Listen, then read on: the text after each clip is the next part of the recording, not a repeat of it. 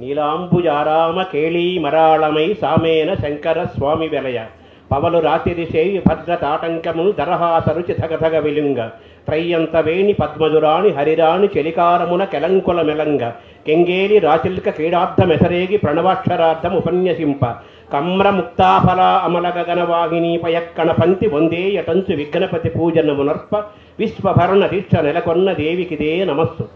ఈ పద్యం కొప్పర్ప సోదర కవులు తంగిడిగూడెం శతావధానంలో ఆసువుగా చెప్పిన పద్యం.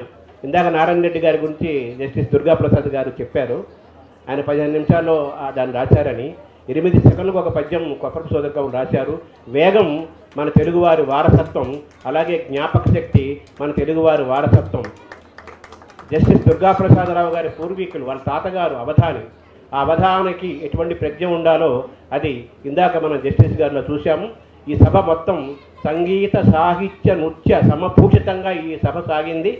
నవసాహితీ ఇంటర్నేషనల్ సూర్యప్రకాశరావు గారు నాకంటే ముందు తరం పాత్రికేయులు, వారు నాపైన ఉండేంత అభిమానంతో ఈ కార్యక్రమానికి ఆహ్వానించారు. భారతము రామాయణము రెండింటిని కూడా ఈ 5 పుస్తకాల్లో మనం చూడవచ్చు. మామూలుగా ఆదిశంకరాచార్యుల యొక్క ఒక పంచకం ఉంది కదా, అలాగే ఈ 5 పుస్తకాలు కూడా అటువంటి ఒక పంచకంగా మనం భావిద్దాము.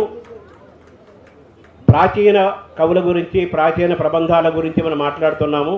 అలాగే పంచకావ్యాలు అన్నారు. ఆ పంచకావ్యాలు అనేది ఒక ఇంకా వివాదంగానే ఉంది. చాలా కావ్యాలు ఉన్నాయి గొప్ప గొప్ప వాళ్ళు రాసినవి. ఆధునిక కావ్యాలను తీసుకొని అది ఈ కాలం వాళ్ళకి, వచ్చే తరం వాళ్ళకి అందించడం కోసం భారతి గారు చేసిన కృషి అభినందనీయము. భారతి నా పేరును నిలబెట్టుకున్నారు. మీ అందరికీ నా అభినందనలు, నా కృతజ్ఞతలు తెలియజేసుకుంటున్నాను. నమస్కారం.